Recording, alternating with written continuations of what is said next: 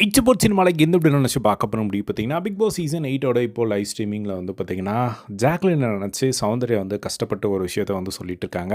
இப்போ அவங்க ஒரு சில விஷயங்கள் சொல்கிறது பார்க்கும்போது வந்து, அவங்க உண்மையிலேயே ஜாக்லினை எந்த அளவுக்கு மிஸ் பண்ணுறாங்க இப்போது அப்படிங்கிறது வந்து நல்லாவே வந்து தெரிஞ்சுது. என்ன அப்படின்னா, ஜாக்லினுக்கு பதில் நான் ஃபர்ஸ்ட்டு பணப்பட்டி எடுக்க போனேன்ல, நான் போயிட்டு அந்த பணப்பட்டியை எடுத்துகிட்டு ரிட்டர்ன் வர முடியாமல் நான் எவிக்டாக இருந்தால் இந்நேரத்துக்கு ஜாக்லின் இங்கே இருந்திருப்பாள்ல அப்படிங்கிற மாதிரிலாம் வந்து சொல்லிட்டு இருந்தாங்க.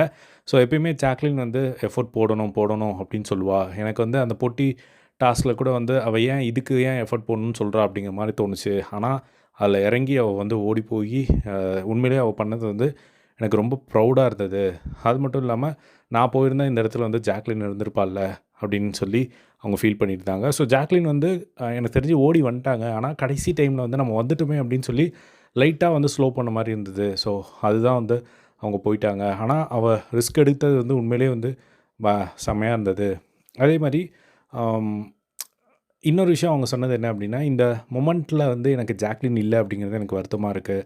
இப்போ அவள் இருந்திருந்தால் இந்த ஃப்ரெண்ட்ஷிப் மொமெண்ட் எல்லாமே வந்து போடும்போது அவள் இல்லையே அப்படிங்கிற ஒரு மிஸ்ஸிங் வருது. அது மட்டும் இல்லாமல் இந்த வீட்டோட ஒரு பார்ட்டே இல்லாத ஒரு ஃபீல் எனக்கு வருது அப்படிங்கிற மாதிரி பெரிய பெரிய வார்த்தைகள் சொல்லி வந்து ஜாக்லினை வந்து மிஸ் பண்ணதை வந்து பார்க்க முடிஞ்சுது. ஸோ இவங்க 2 பேரும் வீட்டுக்குள்ளே இருக்கும்போது வந்து பார்த்திங்கன்னா நிறைய சண்டைகள் போட்டிருக்காங்க. 2 பேருக்கும் மனஸ்தாபங்கள் வந்திருக்கு.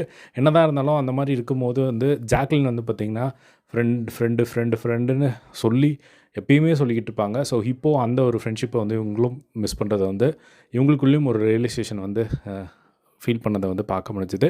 ஸோ இதெல்லாம் வந்து ரவீந்தர்கிட்ட வந்து சொல்லியிருந்தாங்க. ஸோ அதுக்கப்புறமா வந்து பார்த்திங்கன்னா இன்னொரு பக்கம் சாச்சனா, வர்ஷினி. ஸோ இவங்களுக்கு வந்து வாய்ப்பு கிடைக்கிறது இப்போ இன்னும் வீட்டை விட்டு போகணும்னு சொல்கிறாங்களே, இப்போ போய் என்ன பண்ண போகிறாங்க? இந்த வீட்டுக்குள்ளே திரும்ப வர முடியுமா?